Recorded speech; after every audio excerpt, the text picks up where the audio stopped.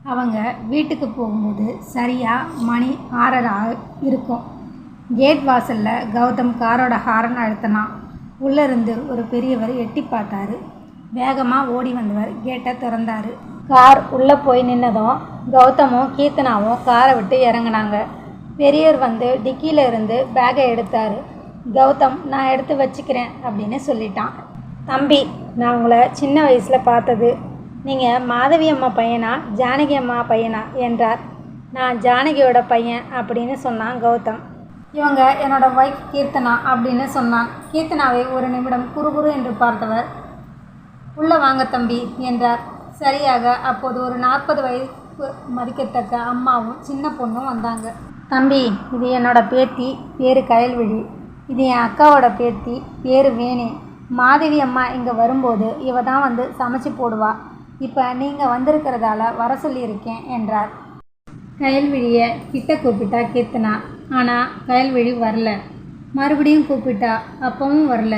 ஏன் என்று தெரியாமல் பெரியவரை பார்க்கவும் பெரியவர் போ என்றார். ஏன் கூப்பிட்டா வரமாட்ற என்றாள். அது என்று பெரியவர் இழுக்கவும், சொல்லுங்க.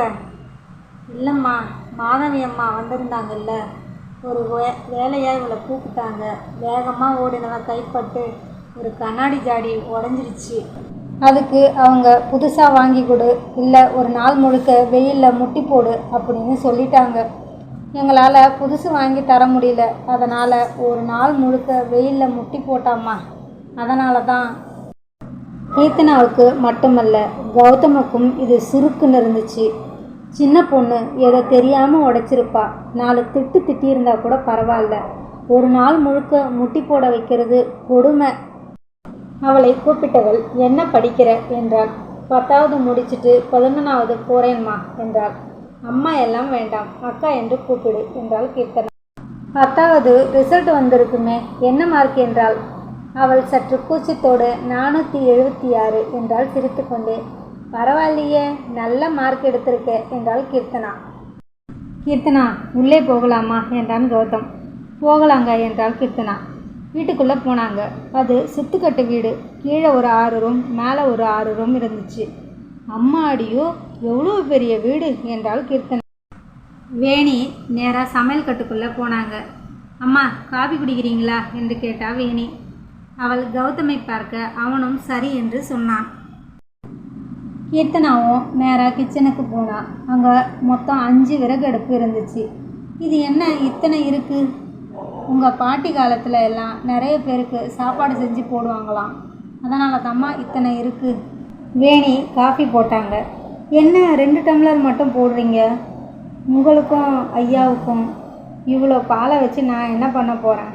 மீதியை போட்டு நீங்கள், அந்த தாத்தா, அந்த குட்டி பொண்ணு எல்லாரும் குடிங்க. கீர்த்தனா காஃபி எடுத்துக்கொண்டு கௌதமிடம் போனாள். கௌதம் அந்த ரூமுக்குள்ளே கீர்த்தனாவை கூட்டிக்கிட்டு போனான். இது என் அம்மா அப்பாவோட ரூம் என்றான்.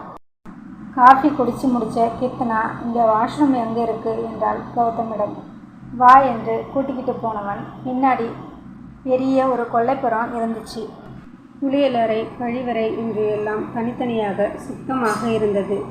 டவலோடு முகம் கழுவ போனவள் வீல் என்ற சத்தத்தோடு வெளியே ஓடி வந்தாள். அவள் கத்தும் சத்தத்தை கேட்டு கௌதம் வேகமாக ஓடி வந்தான். எதிரே ஓடி வந்த கீர்த்தனா அவன் மேல் மோதிக்கொண்டாள். அங்கே அங்கே என்று கையை நீட்டினாள். இரு, நான் போய் பார்க்குறேன். அங்கே ஒரு குட்டி எலி இவனை பார்த்து அழகாக காலை தூக்கி வணக்கம் சொல்வது போல் நின்று கொண்டிருந்தது. இதுக்குத்தான் கத்தனியா என்றான். 2 பேரும் குடிச்சு சாப்பிட்டாங்க. வேணிக்கிட்ட, நீங்கள் கிளம்புங்க அக்கா, நாளைக்கு காலையில் கொஞ்சம் மெதுவாகவே வாங்க, ரொம்ப டயர்டாக இருக்குது. நாங்கள் எப்படியும் 8 மணிக்குத்தான் எழுந்திருப்போம் என்றாள் கீர்த்தனா. 2 பேரும் தூங்க போனாங்க. அது யாரோட ரூம் அப்படின்னு கேட்டால் கீர்த்தனா. அது மாதவி ரூம். சரி, நான் அந்த ரூமில் போய் படுத்துக்கிறேன். புது இடம், பேசாமல் இந்த ரூமில் வந்து படு. தனியாக போய் படுத்து எலிக்கு பயந்த மாதிரி வேறு எதுக்கும் பயப்படாதே என்றான் கௌதம்.